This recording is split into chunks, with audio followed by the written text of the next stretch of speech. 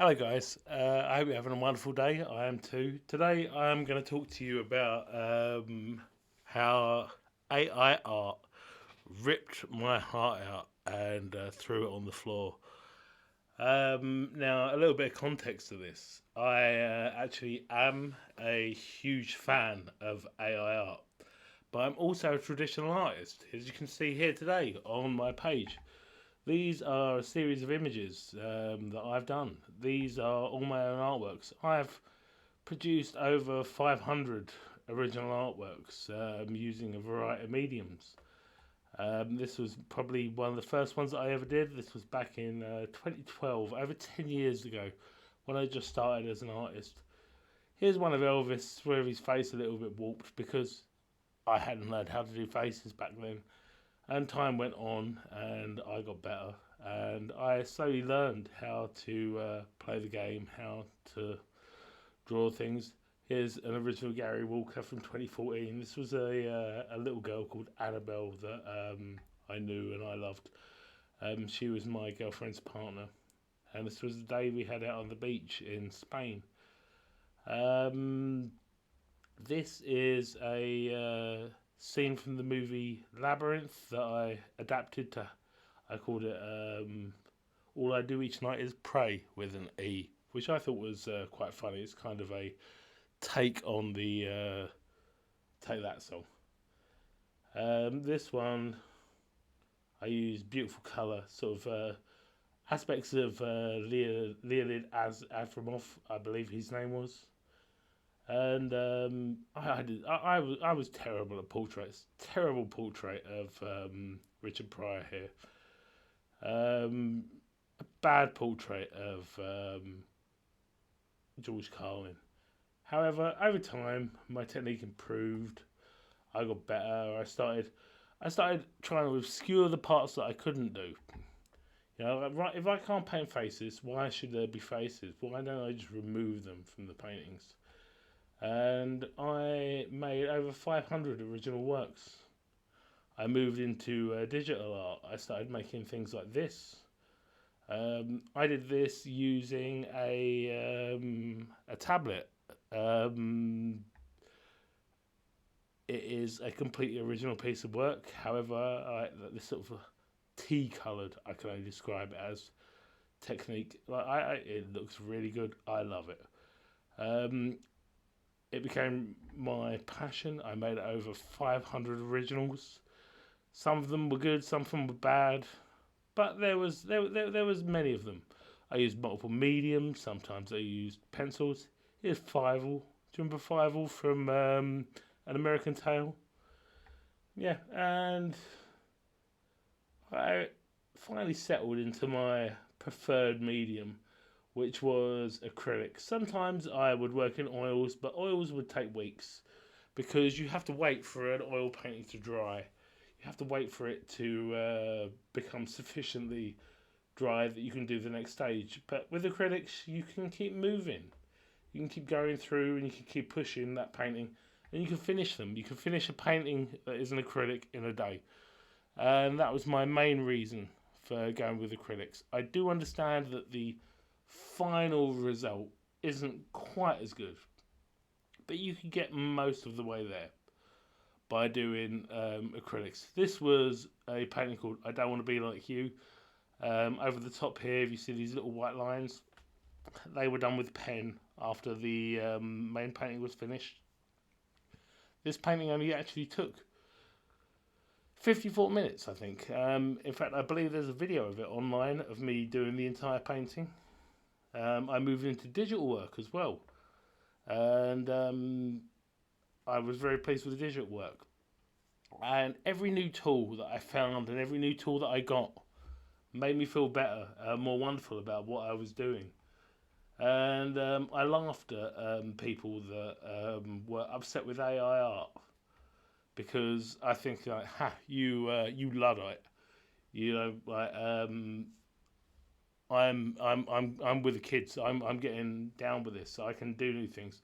So you know, look here. This one I've used the technique of applying some relief to the painting. This was done using polyfiller, which is just a type of plaster, I believe, that I applied to the canvas before I did the painting, or possibly after. I can't remember because this was in the year 2016.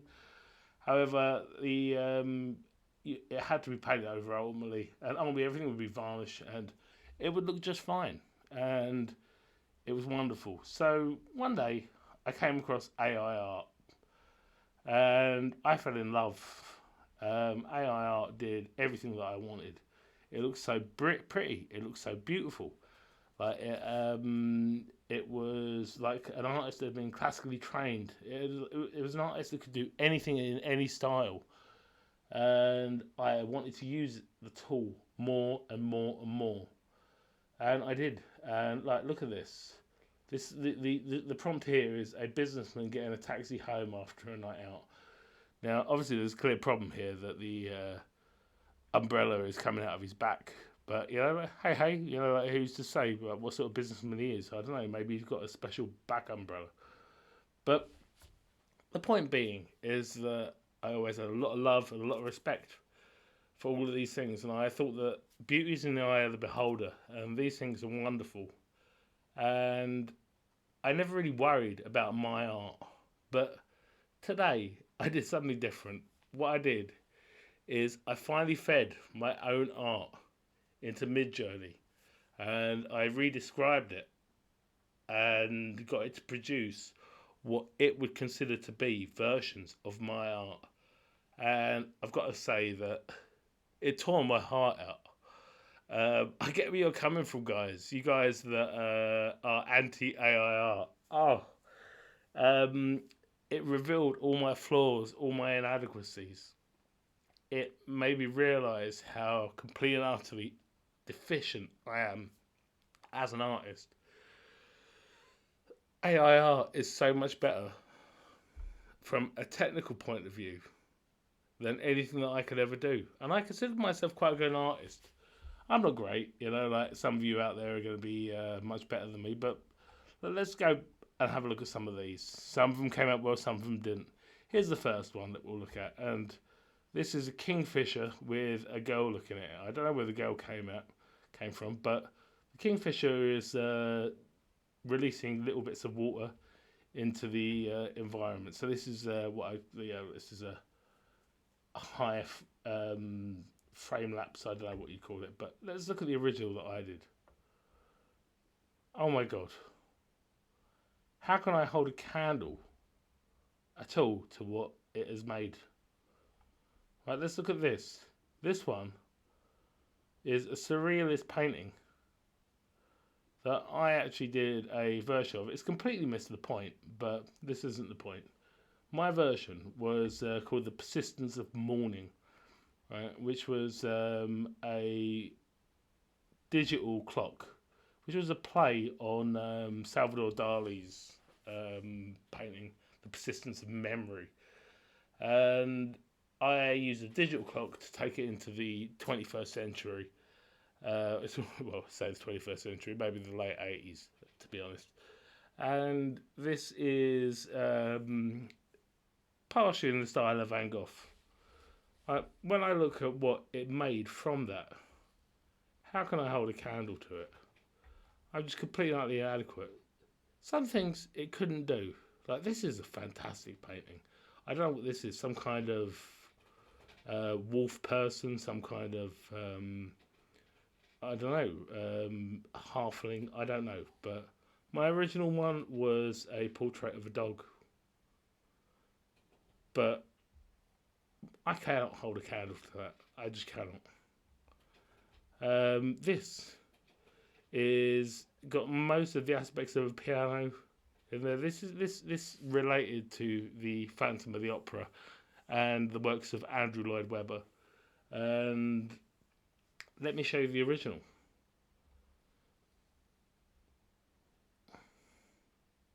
It's not a bad painting, but can it hold a candle to what Midjourney just did? No. Just rip my heart out and leave me to die, eh? Look, here is a lady in a mildly provocative pose in a slightly abstract scene. with a pert and lovely bottom, as a gentleman would say. Much pulchritude. Here's the original. Wow. Nothing I've done can hold a candle to it. Certain things it can't do. So, for example, here we have a lady smelling a cherry, it looks like, covered in a little bit of paint. And what it's done is it's missed the concept here, because this was Patch Adams in with Robin Williams, behaving like a clown, but being the good guy. So, sometimes it missed the boat with regards to things. Looking at this is a painting with lovely colours and sunset. The shading is perfectly right, and it's got everything good about it. Let's look at mine. Can't hold a candle to it. Wow. That took me 4 hours, man. Let's look at this. I apologise for the phone going off. Look at this beautiful painting again. Not that it's a painting, it's a digital recreation. But what did I do originally? Here it is. Wow. What a dramatic change. Not that this is a bad painting at all. I consider this one of my finest works. I call it The Lady in Red. But somehow it made something so much better. Here's another example of something you couldn't do. I use the word here, beautiful painting. And because I use the word beautiful is a term that is generally aligned with women. So hence it feminized my painting.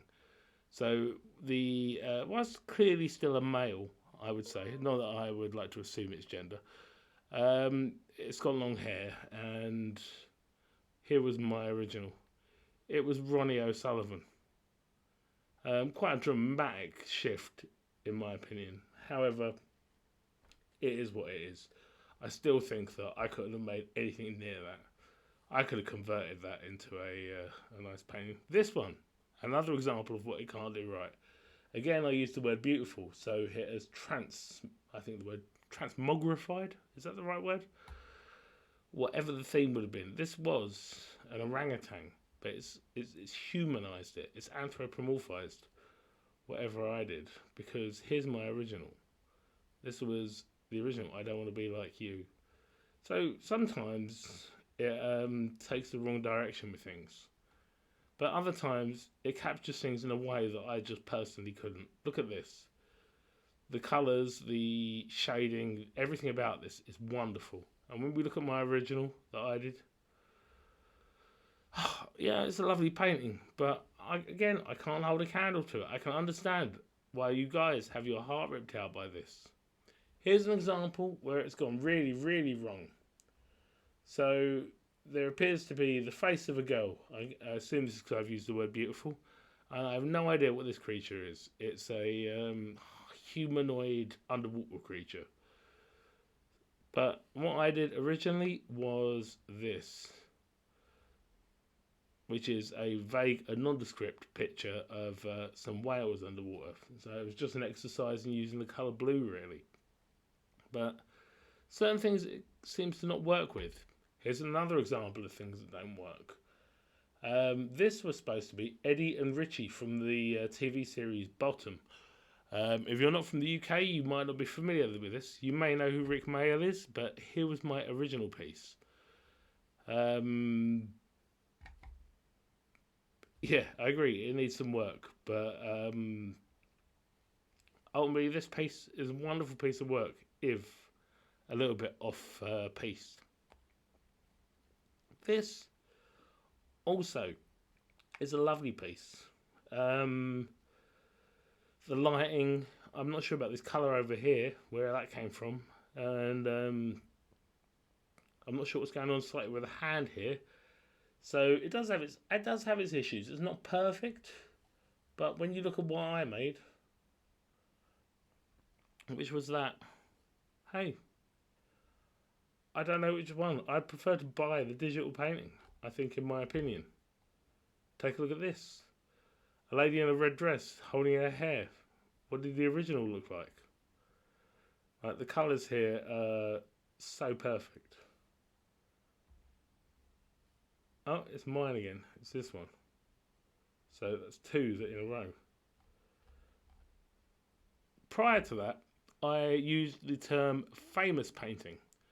And I realised that famous painting caused me problems. What it did is this has clearly got aspects of Van Gogh in it. And it's also got aspects of the Mona Lisa in there. And there's like, a few other artists involved. I won't run through them all. However, when you look at the original, it's not done what I wanted at all. But the fact of the matter is that it's used the word famous too powerfully.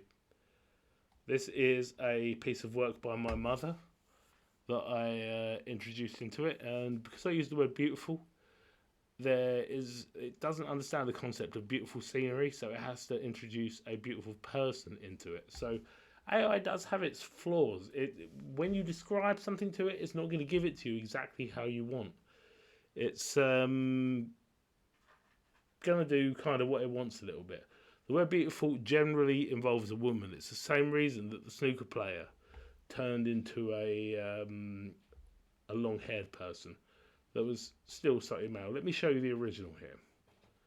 So that was the original. That's the scene in Cambridge, England, that my mum took that from. This, I love the colours. I'm not sure that I'm too sure about the way that the water's, the hair's dropped off there without modifying, and you've got some beautiful colours over it. It's a little bit lakey at the front, and then it's kind of got this line here. It's kind of flawed, but you know it is a computer. But it's still probably better than anything I can do. Like this is what I made. I got to say I'm feeling quite disheartened. You know, I'm not sure that I actually want to produce any more art. I might as well just draw stick men and see what happens. This is another scene from Phantom of the Opera. It's got some flaws. The piano keys aren't correct, but other than that, the hand maybe could do with a bit of work.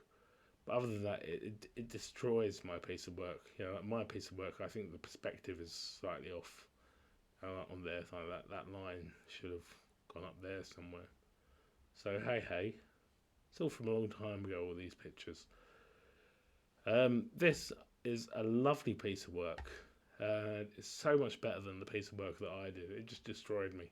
Just ripped my heart out and fed it to me. Look at that. I know that's an ugly or an uninspired piece of work. This idea of this woman wearing a wedding dress, walking down the train tracks. Something's gone terribly wrong on the best day of her life, and that's a feeling with a lot of emotion. And I thought I captured it well, but then I look at this, and I realised how much better it could have been. Wow. And this one, yeah, I'm a particular fan of love scenes, of a man and a woman in love. I like it when it's in the rain. I like the man and the woman. I like people dancing. I like there to be vibrant colours. And this is a beautiful piece, and I love the way that the paint acts as rain, like in the way that it drips, and the splashes make it nondescript in them places. This is an amazing piece of work. But let's look at the original that it came from. This was a piece by my mother. You know, like, and how it interpreted that, I don't know, but how wonderful. This one, I believe, came from a picture that I did of Tony Montana from Scarface. Let's have a look.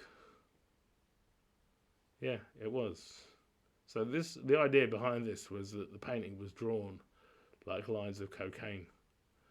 But the piece that is made out of it is absolutely stunning. So much more feeling than anything that I could have ever done. This looks like a beautiful oil piece, so you can tell by the way that these colours interact and the shading's done. This isn't a acrylic piece. This is an oil piece. Would have taken some significant time to paint in reality, but look at the piece that I did. Again, just weakness compared to what a computer could do. This one looks like two women. This looks like a lesbian couple having a friendly encounter in the rain, in the moonlight. That wasn't necessarily my intention when I made this. This was supposed to be a man, this was supposed to be a woman, but hey, we live in a world of ever-changing things, and I don't have particularly strong values regarding any of that. So let's have a look. Are there any others? Here's another version of my Persistence of Morning Clock, again in a Salvador Dali style. This is a version of my It the Clown painting that is turned into a landscape, like sort of Bob Ross style landscape, but with the same time with this anthropomorphized mountain in it, just pure evil. Let me show you the original. Yeah, Annabelle used to be terrified by that. This is very faithful to my original painting, actually, and I really quite like it. Let me show you the original. There you go. And this also quite faithful to the original. These ones I use the words famous painting for, so this one also famous painting, this one always famous painting. So I suppose this has got some Monet-like qualities with the bridge, the lake, the flowers surrounding it. I did it as a portrait, but I don't think that Monet did most of his as portraits. So let me show you the original. There you go. That was what I did. This was a commission, or it's a AI representation of a commission that I did for someone that wanted a painting by an Australian author. I can't remember the name of the Australian author, but it wasn't author, artist. But here was the original that I did. I called it I Once Was Lost. I believe that it's in the hands of one of my ex-work colleagues. Here's a picture of a penguin that somehow has incorporated the girl with the pearl earring. I suppose I did request the term famous painting, but in my original it was just a penguin. I thought it'd be a little bit more faithful. So here's another one of penguins that again, it's a little bit odd looking.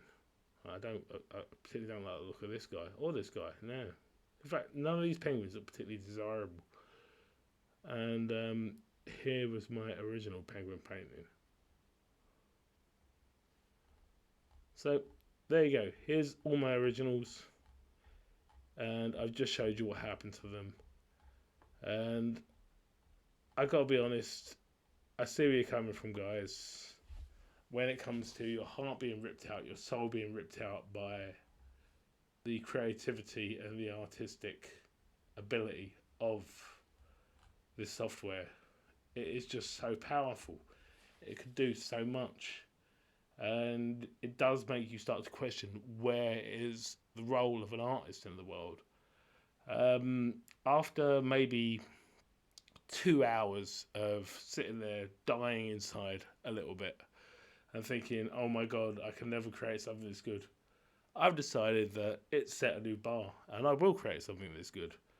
In fact, I'm going to order some prints, large scale, on canvas of some of these bits, and I'm going to try and see whether or not I can add some 3D relief, and I can mix and match the colours and make something unique and wonderful. Because the one thing this can't do is it can't paint, and I understand that what you're asking me to do here a little bit is a little bit painting by numbers, but I've got to find a place here somewhere. And our AI overlords, are they here to stay? This genie is not going back in the box. And I really don't know how we survive unless if we adapt to work with this. I think that people will still love work done by humans, even if an artist isn't as good as a computer. Um, One day it's even going to do the brushstrokes, but I think that the value in the painting possibly, possibly comes from the heart, and there's a reason why a Van Gogh sells for more than the value of a hospital wing. It's that the painting isn't 100 times better.